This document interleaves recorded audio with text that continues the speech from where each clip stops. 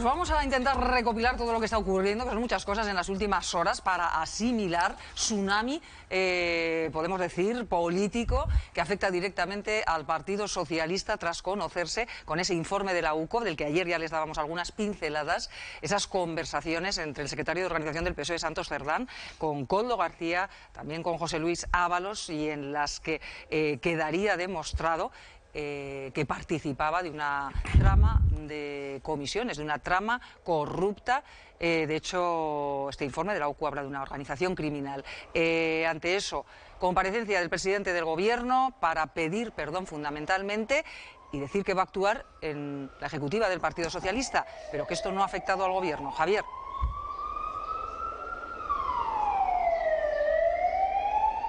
Sí, hoy hay calma en esta sede de Ferraz en comparación a la tarde de ayer, después de que Santos Cerdá a las 4 de la tarde anunciara que dejaba todos sus cargos. Recordemos que estaba citado para declarar voluntariamente en sede judicial el próximo 25 de junio, pero tras entregar su acta de diputado está en la obligación de hacerlo.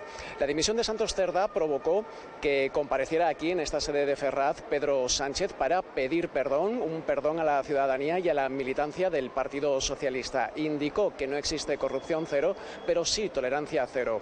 Se mostró indignado y triste y dijo que espera que la conducta de unos pocos no afecte a su proyecto político, un proyecto que seguirá hasta las próximas elecciones generales. Reiteró su profunda decepción y manifestó que no debieron contar con Santos Cerdá. Además, ha anunciado que se va a llevar a cabo una auditoría externa de las cuentas del partido y que se conocerá el nombre del sustituto en el próximo Comité Federal.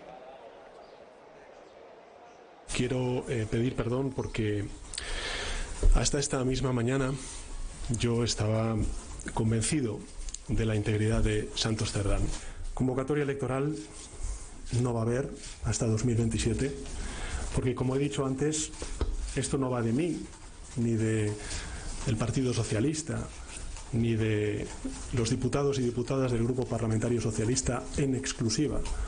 Va de un proyecto político que está haciendo cosas buenas por nuestro país. Sobre crisis de gobierno, en absoluto. Esto no está afectando al Gobierno de España. Estamos hablando del secretario de Organización del Partido Socialista. Y, en segundo lugar, mi intención, lógicamente, si así lo quieren los ciudadanos y los militantes, será concurrir a esos comicios cuando tocan, en el año 2027. La práctica totalidad de los ministros siguen el discurso de Pedro Sánchez, muestran tristeza y decepción, así lo ha manifestado también Pilar Alegría en sus redes sociales, donde ha pedido perdón. Manifiesta que fue un día difícil el de ayer para el Partido Socialista, pero que el proyecto va a continuar. Hay otros ministros que hablan que no habrá ninguna moción de censura. El presidente del Gobierno tiene que seguir ganándose la confianza todos los días como lo está haciendo. O sea, que no. Pero si lo estamos haciendo todos los días. O sea, una moción de confianza en el Congreso. El presidente del Gobierno tiene la obligación de sacar adelante su programa electoral. La obligación de no defraudar a millones de personas que le han votado e incluso a quien no le ha votado. Y eso es lo que está haciendo este presidente del Gobierno. Lo está haciendo todos los días. Las reacciones no se han hecho esperar. El líder de la oposición, Feijóo, avisa a Pedro Sánchez de que no hay cortafuegos posibles y indica que el problema es el propio presidente del Gobierno. Además, considera que es una burla a los españoles esa auditoría que ha anunciado Pedro Sánchez. Exige elecciones inmediatas e incluso asegura que si los socios siguen mostrando su apoyo a este Gobierno se van a convertir en cómplices de uno de los mayores casos de corrupción de la democracia. Abascal se encontraba de visita en Paraguay, ha cancelado su agenda exterior, vuelve a España para pedir al Partido Popular que se haga una moción de censura. Califica al Gobierno como una banda mafiosa y dice que hay que hacer lo que sea para echar a Pedro Sánchez del Gobierno. Debe convocar elecciones de manera inmediata. Ha quedado en una situación imposible y debe de asumirlo cuanto antes. No hay ninguna huida hacia adelante. Es una huida hacia ningún sitio. Yo no voy a darle un balón de oxígeno al señor Sánchez en este momento para que le ratifique como presidente del Gobierno de España. No voy a ser cómplice como sus socios. A exigir la división del Gobierno, pero a exigirle también al Partido Popular que presente esa moción de censura y que rompa todos los puentes con el Partido Socialista en Bruselas para que Sánchez deje de tener el más mínimo aliento.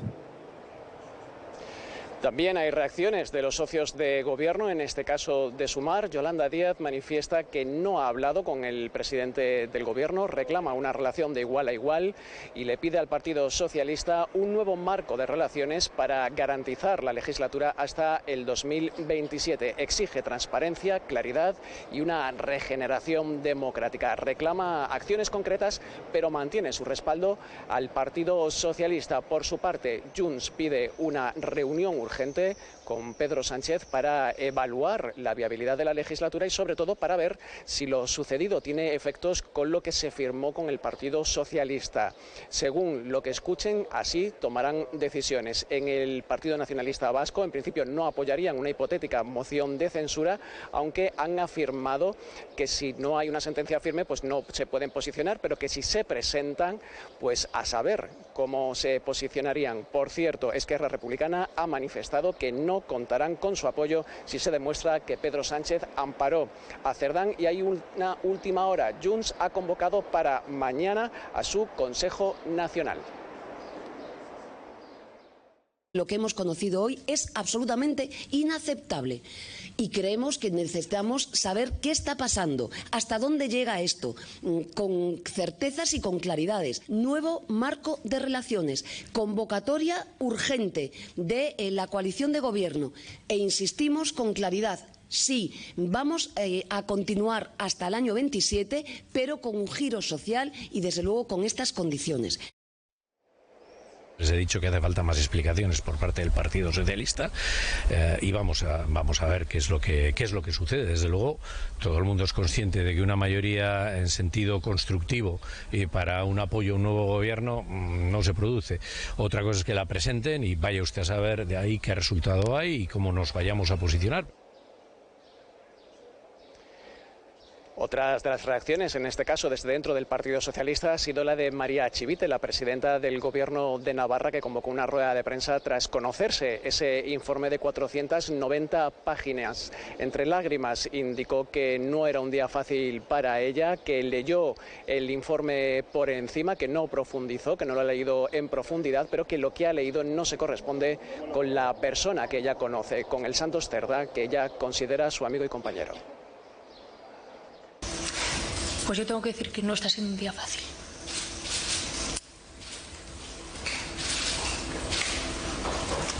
Lo he leído, y como digo, lo he leído en diagonal, no en profundidad. En el informe de la UCO pues no se corresponde a la persona con la que yo he compartido mi carrera política, que es mi compañero de partido y mi amigo.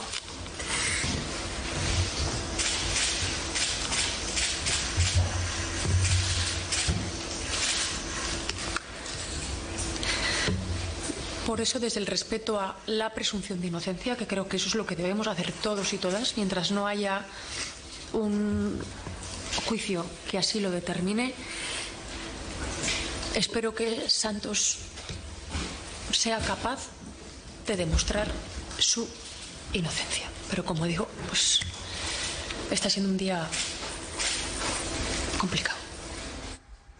Pues hay una imagen de la decepción, es sin duda la de María Chivite, que lo dice todo ante las últimas horas y conocer el revelador informe de la UCO en el que contiene claramente la participación de Cerdán en toda esta trama corrupta. Jesús.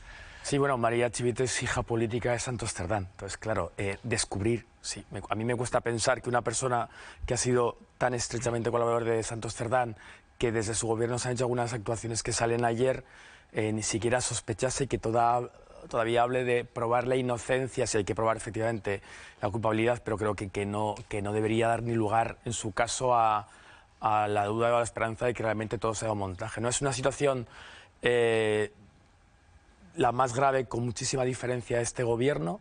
El presidente nos dijo ayer que no sabía nada, que pide perdón y que va a continuar hasta 2027 para hacer el proyecto político. Pero ¿qué proyecto político? ¿Pero quién le va a aprobar una medida? ¿Qué proyecto? Si no se va por la corrupción, que es una corrupción que le afecta al núcleo duro suyo, no tiene presupuestos, dan por hecho que no van a aprobar absolutamente ninguna nueva ley, no se va a poder dar un solo paso en la política social. El presidente tiene, yo entiendo su posición de que estás más guarnecido en Moncloa, ¿no?, que fuera, pero ya es el momento de no seguir diciendo, oiga, mire, al menos ya no dice no pasa nada, o ya no critica a los jueces, o no critica a la policía por investigar.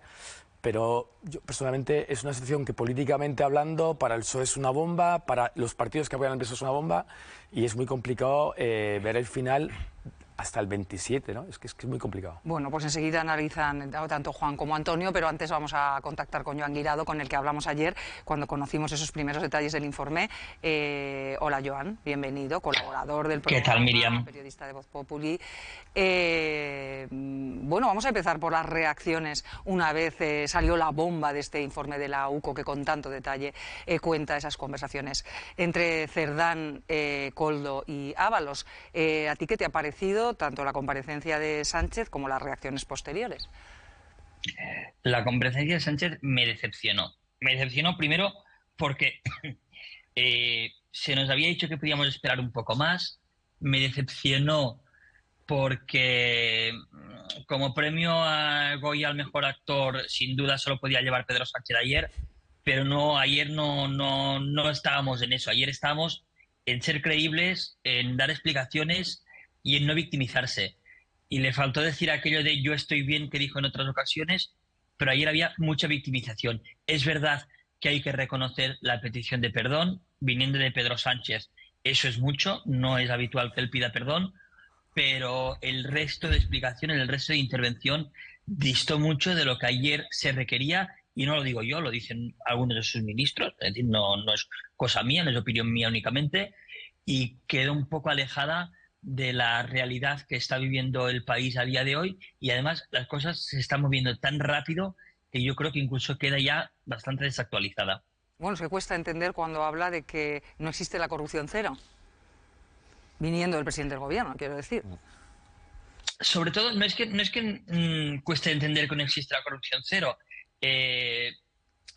Cuesta entender, o incluso, si me deja ser un poco malvado, me preocupa tener un presidente del gobierno, él dijo, me han engañado, que se deje engañar tantas veces y por los mismos, o que no se entere de nada de lo que está pasando a su alrededor. Eso lo decíamos de Rajoy, algo deberíamos haber aprendido. Si no hemos aprendido nada, me preocupa tener un presidente del gobierno que esté en esa situación. Pero sobre todo también, y él dijo una frase que es, no debimos de haber confiado en Santos Cerdán. Ayer mismo, cuando acabó la comparecencia, una ministra me dijo, no debía haber confiado en Santos Cerdán, porque cuando tú te puedes equivocar nombrándolo en el año 16 adjunto a José Luis Ábalos. Tú te puedes equivocar en el año 2021 relevando a Ábalos por Santos Cerdán, es decir, relevando a alguien del que tenía sospechas de corrupción por otra persona que era el capo de esa presunta organización criminal. Lo que tú no te puedes equivocar es en diciembre del año pasado, cuando ya se estaba investigando a José Luis Ábalos, cuando ya había sospechas sobre Santos Cerdán, ratificándolo en el cargo por una cuestión de decir, esto es un montaje político, voy a defenderle y le voy a ratificar para que se vea que esto es un montaje político.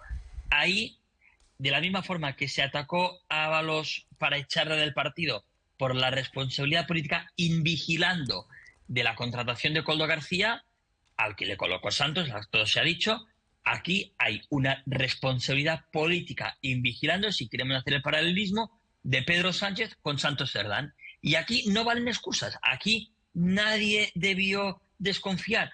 Aquí el único que se equivocó tomando decisión fue el presidente del gobierno. Joan, si me permites, vamos a recopilar algunas de las conversaciones de ese larguísimo informe tan revelador de la UCO. Martina. Sí, hemos extraído uno de esos tramos, de esas conversaciones, de las presuntas mordidas que hay. Es un ejemplo de los muchos. Es una conversación del 21 de enero de 2021. Koldo vuelve a conversar con Santos y Ábalos, realizando un repaso detallado de los pagos efectuados hasta la fecha. Dice Koldo, 450 se le dieron en 3 sobres. Santos dice, no lo voy a decir, yo traigo el papel, lo apuntamos, lo vemos y punto. Koldo le vuelve a decir, vale, pero hay 50 de las otras 2. Santos le repite, Koldo, no quiero hablar más de esto no se habla. Koldo sigue, 70, a lo que se le oye a Ábalos decir, por favor. Santos dice que no hay que decir tantas cosas, que se pone, se ve y se rompe, que si hay algo se arreglará y se arreglará con quien se tenga que arreglar y punto. Gracias, Martina. Joan, bueno, pues estas son algunas de las conversaciones, de las muchas que hay en este larguísimo informe en el que se ve cómo Santos Cerdán, el secretario de Organización del PSOE, estaría gestionando más de 600.000 euros en comisiones. Sí, Miriam, yo creo que lo dije aquí en el programa hace unas semanas, cuando se habló del informe UCO por primera vez, de que esto podía dejar de ser el caso Koldo y el caso Ábalos para ser el caso Cerdán. Los investigadores sitúan a Cerdán en la cúspide de la presunta organización criminal. Sitúan a Cerdán como el recaudador, como el que movía los dineros de la caja. Él recaudaba y él es quien presuntamente repartía entre los diferentes miembros, y las quejas ahí de Koldo de se ha ventilado no sé cuántos cientos de miles de euros en 2 años de fiesta en Madrid. Entonces, la responsabilidad ahí está muy clara hacia un Santos Cerdán que hace 24 horas, 25, y a las 10:08 de ayer decía, no hay nada, estoy tranquilo, no puede haber nada. Que hace 3 semanas me amenazó a mí personalmente con una querella que todavía estoy esperando, por haber publicado que había un informe de la UCO que le señalaba a él y que avanzábamos algunas de las cosas que ayer se supieron.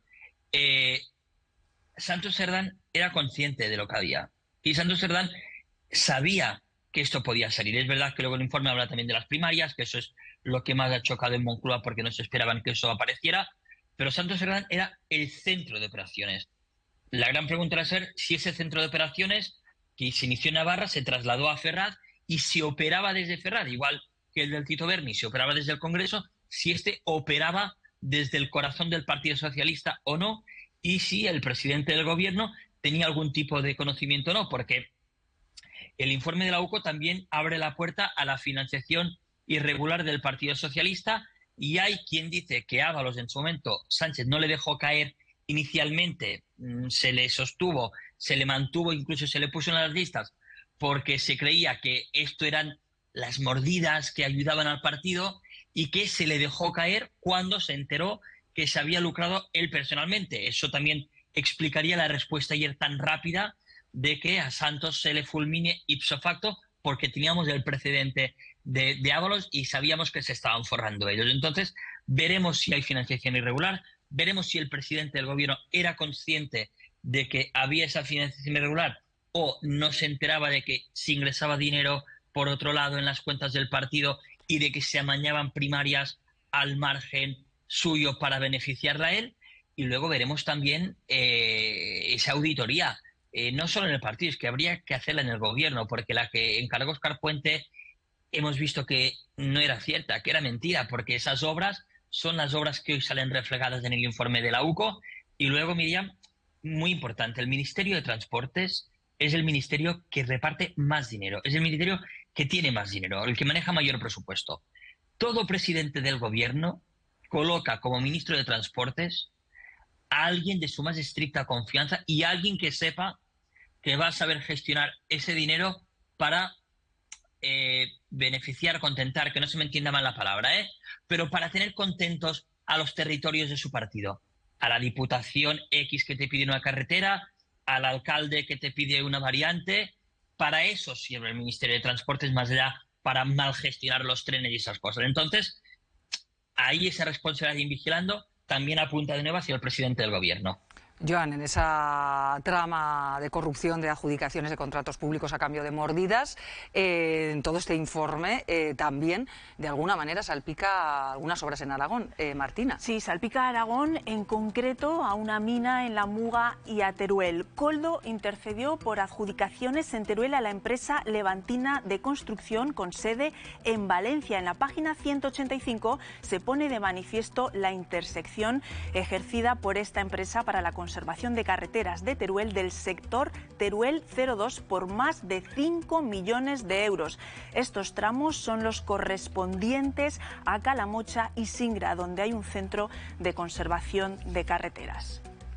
Gracias de nuevo, Martina. Joan, estos son algunos de los datos que refleja dicho informe, con otros muchos más relativos a otras empresas y a otros territorios.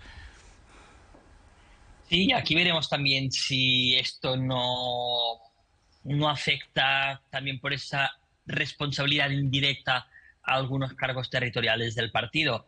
Recordemos que esas obras se produjeron con el anterior gobierno del Partido Socialista en la comunidad autónoma. Muchas de estas obras, no se está concreta, no quiero imputar nada a nadie, pero muchas de estas obras generalmente se hacen de forma coaligada entre administraciones. Son financiaciones mixtas entre la Administración General del Estado y el gobierno autonómico, o entre el gobierno de España y la Diputación Provincial, que aquí habrá que analizar muy bien el detalle de todas estas obras para ver si puede afectar también en algún territorio de España, en cualquier comunidad autónoma, a algún cargo territorial que por acción o por omisión fuera consciente de que esas licitaciones podían no ser correctas, o que hubiese avisado de que por qué se elige a esa empresa cuando hay otra empresa del territorio que la hace más barata. Porque además, Miriam, en caso de obras así más menores, más pequeñitas, carreteras locales, comarcales, provinciales, que son obras que no son una gran ingeniería, se suele optar por empresas del territorio para dar trabajo al territorio. Entonces, igual había ofertas aquí de empresas de la provincia de Teruel que podían hacer esta carretera por un importe más bajo que el que finalmente fue adjudicado. Todo eso lo iremos viendo en las próximas semanas, por eso es interesante tener esa mirada puesta ahí también con eso. Pues no te vamos a robar más tiempo, que efectivamente lo vamos a ir viendo todas las próximas semanas, y tienes un día intenso también este viernes. Así que, Joan, te agradecemos mucho que hayas estado hoy con nosotros en Aquí y Ahora. Gracias, Miriam. Y eso, descansa, si puedes, el fin de semana. Voy a intentar dormir, te veo el miércoles. Eso es. Venga, tenéis un minuto, ambos, para que nos tenemos que ir a publicidad, pero que luego volvemos con reacciones en Aragón a esta bomba. Bueno, Juan, en un minuto poco se puede decir, pero estoy de acuerdo con Joan, estoy de acuerdo con Jesús. Sin duda es el momento más crítico que está atravesando el gobierno de coalición. Tendremos que ver cómo se sustancian todas estas sospechas bastante consolidadas que demuestra el informe de UCO. Desde luego no estamos ante el mayor caso de corrupción de la democracia, ni mucho menos, pero sí que es cierto que golpea en la línea de flotación del discurso principal que sostiene al gobierno de España. Recordemos que este gobierno, al menos el origen, es una moción de censura precisamente como reacción ante otro caso de corrupción, el del Partido Popular y el de la Gürtel. A mí de todo esto lo que me sorprende es que después de tantos años, porque prácticamente todos los gobiernos en democracia han pasado por lo mismo, ¿cómo es posible que todavía siga siendo posible este tipo de corrupciones vía adjudicación de contratos públicos? Y luego también una parte de la que se habla poco, de las empresas que están corrompiendo a esos políticos, porque uno no se corrompe si el otro, uno no se deja corromper si el otro no corrompe. Entonces aquí también creo que hay que poner el acento en esas grandes empresas constructoras españolas que son personajes fundamentales en esta trama de corrupción. Antonio, muy breve, por favor. Sí, muy breve, y luego lo desarrollamos, pero yo creo que estamos todos de acuerdo, o casi todos de acuerdo, que esto es un escándalo absolutamente mayúsculo en la historia de la democracia española. Y yo creo que hay poco que decir que no le dijera el señor Sánchez al señor Rajoy hace unos cuantos años. Y solo digo dos cosas. El señor Sánchez a Rajoy le dijo: un presidente del gobierno no tiene que pedir perdón, sino que tiene que asumir responsabilidades y tomar decisiones. Y la segunda, Pedro Sánchez a Rajoy le dijo: señor Rajoy, solo hay dos opciones. Esto usted o lo sabía o no lo sabía, y en cualquiera de los dos casos es usted el máximo responsable. Lo desarrollamos un poco más, pero por poner un punto positivo, y lo hablábamos antes con Jesús y con Juan, al final yo creo que podemos felicitarnos de que, pese a que haya corruptos, y el Estado de Derecho en España funciona y todo esto se termina sabiendo, lo que llama la atención. Hombre, y que la UCO está haciendo una gran labor efectivamente, para conocer al detalle toda esta trama. Por cierto, la UCO muy apoyada por los periodistas, o sea, por muchos periodistas que han hecho una labor de investigación tremenda, con lo cual podemos estar tranquilos en ese sentido de que al final todo se sabe.